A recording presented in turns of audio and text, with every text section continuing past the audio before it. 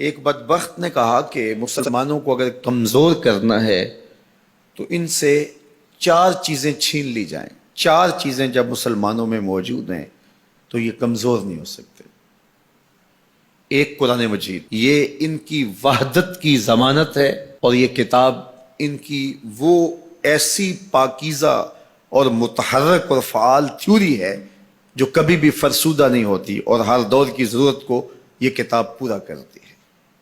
اور یہ اس غیر متبدل کتاب کے ذریعے سے گرے ہوئے بھی اٹھ پڑتے ہیں. تو اس کتاب کو اگر ختم کر دیا جائے تو یہ تسخیر کیے جا سکتے ہیں. دوسری بات، ان سے حج ختم کر دیا جائے. حج ان کی وحدت کی علامت ہے، ان کی شان و شوکت اور شکوہ مسلم کی ضمانت ہے. لہذا حج ختم کر دیا جائے تو ان کو تسخیر کیا جا سکتا ہے. تیسری بات، ان سے جہاد کا خاتمہ کر دیا جائے. جہاد ختم ہو جائے گا تو یہ کمزور ہو جائیں گے. چوتھی چیز، ان کے سینے سے عشق رسول چھین لیا جائے. محبت رسول اس کے سینے سے کھینچ لی جائے. اگر یہ دولت نہیں رہے گی تو یہ مٹی کے مجسمے ہوں گے اور ان کے اندر کچھ نہیں ہوگا. وہ فاقہ کش جو موت سے ڈرتا نہیں ذرا، روح محمد اس کے بدن سے نکال لو. تو کہا یہ 4 چیزیں اگر ان سے چھین لی جائیں تو ان کو تسخیر کرنا آسان ہوگا. اب ان میں سے 2 چیزوں پر جب محنت کی گئی تو جہاد کے خاتمے کے لیے مسلمہ پنجاب مرزا قادیانی کو کھڑا کیا گیا، اور اس کا کام یہ تھا کہ مسلمانوں کی ذہن سازی کرے کہ جہاد ختم ہو گیا ہے. اور وہ خود لکھتا ہے کہ میں نے جہاد کی ممانعت پر اتنا کچھ لکھا ہے اور اطراف و اکناف میں بھیجا ہے، اگر وہ جمع کرنا ممکن ہو تو 300 الماریاں بھر جائیں. اتنا کچھ میں نے جہاد کی ممانعت میں لکھا ہے. تو وہ اس ایجنڈے پہ آیا تھا. نادیدہ ہاتھ اس کو لے کر کے آئے تھے، اور وہ ایک شخص نہیں تھا، 3 شخص تھے جن کا انٹرویو کیا گیا. سب سے مناسب یہ لگا تو اس کو انہوں نے جو ہے وہ اس کام کے لیے متعین کیا، اور جتنی بھی اس کو مالی ضروریات تھی اور حکومت کی سپورٹ تھی وہ میسر تھی. اسی طرح بہاءاللہ کو حج کے ختم کرنے کے لیے وہاں ایران میں کھڑا کیا، اور اس نے جگہ جگہ کعبۃ اللہ کے ماڈل بنائے اور کہا اتنی دور سفر کر کے جاتے ہو، یہیں گھوم لیا کرو، تمہارا ذوق پورا ہو جائے کرے گا. اب یہ 2 لوگوں کو نادیدہ ہاتھوں نے ان 2 چیزوں کو ختم کرنے کے لیے، جہاد اور حج کو ختم کرنے کے لیے تیار کیا تھا، اور ان کے اوپر اس زمانے کے اندر انہوں نے کروڑوں روپے لگائے تھے.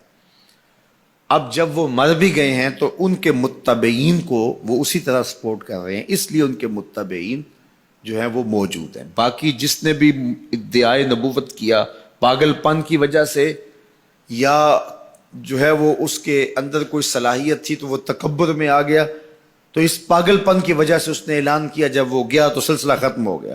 لیکن یہ جو 2 لوگ تھے ان کو باقاعدہ نادیدہ ہاتھوں نے کاشت کیا تھا اور پھر پانی دیا تھا، اور اب یہ کٹ گیا ہے تو نیچے سے ان کی پنیری کو وہ اب بھی جو ہے وہ پانی دے رہے ہیں اور گوڈی کر رہے ہیں، اور مسلمانوں کے اندر رخنہ اندازی کے لیے انہوں نے ہمیشہ ان کو فعال رکھا ہے اور ان کو ہمیشہ وسائل فراہم کر رہے ہیں.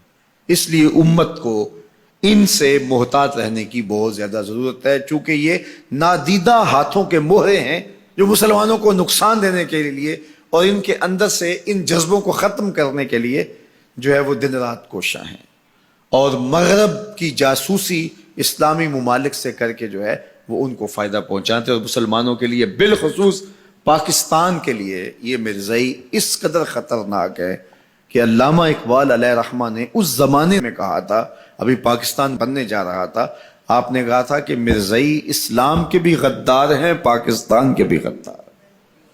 اور پھر زمانے نے دیکھا، علامہ اقبال علیہ رحمہ تو 1938 میں انتقال کر گئے، لیکن 47 میں پاکستان بنا تو لوگوں نے دیکھا کہ ان لوگوں نے پاکستان کی مخالفت کی، اور جب پاکستان ٹوٹا، 2 ٹکڑوں میں تقسیم ہوا، تو اس وقت قادیاں میں چراغاں کیا گیا، انہوں نے خوشی کا اظہار کیا. پاکستان ایٹمی طاقت بنا تو وہاں سوگ منایا گیا. اور آج بھی یہ ربوے کے اندر دفن ہوتے ہیں تو امانتاً دفن ہوتے ہیں. ان کا یہ مکروہ عقیدہ ہے کہ پاکستان ٹوٹ جائے گا اور ہمیں یہاں سے اٹھا کر کے ہماری گندی لاشوں کو وہاں ربوے سے قادیان کے اندر شفٹ کیا جائے گا. یہ پاکستان کی سالمیت پر ہمیشہ خطرہ ہے اور پاکستان کو ہمیشہ نقصان پہنچانے کے درپائے رہتے ہیں اور ان کی ہمیشہ کوشش ہوتی ہے کہ اس وطن کے اندر امن، طمانینت اور سکون نصیب نہ ہو. مسٹر بھٹو نے کہا تھا کہ جو حیثیت امریکہ کے اندر یہودیوں کی ہے وہی حیثیت پاکستان کے اندر مرزائی حاصل کرنا چاہتے ہیں. حکومت بھلے کس کی بھی ہو لیکن یہ پاکستان کے اہم مناصب پر فائز ہو کر کے جو ہے وہ پاکستان کو اپنے کنٹرول اور قابو میں لینا چاہتے ہیں.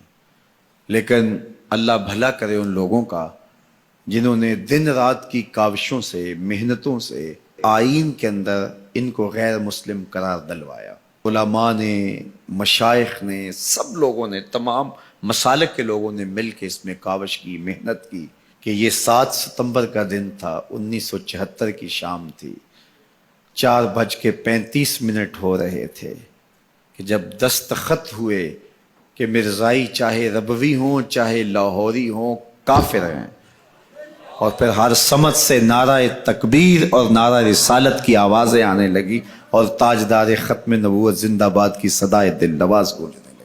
پھر اس وقت سے لے کر یہ پاکستان کے خلاف سازشوں میں اور زیادہ مصروف ہو گئے. پوری دنیا کے اوپر پھیلے ہوئے مرزائی پاکستان کو رسوا اور بدنام کرنا چاہتے ہیں مختلف ممالک کے اندر، اور ان کے مختلف ممالک کے ساتھ تعلقات ہیں مختلف بنیادوں پر، چونکہ یہ تھے ہی ان کے اور ان کے خود کاشتہ پودا تھا مرزائیت جو یہاں لگایا گیا، یہودیت کا خود کاشتہ پودا ہے.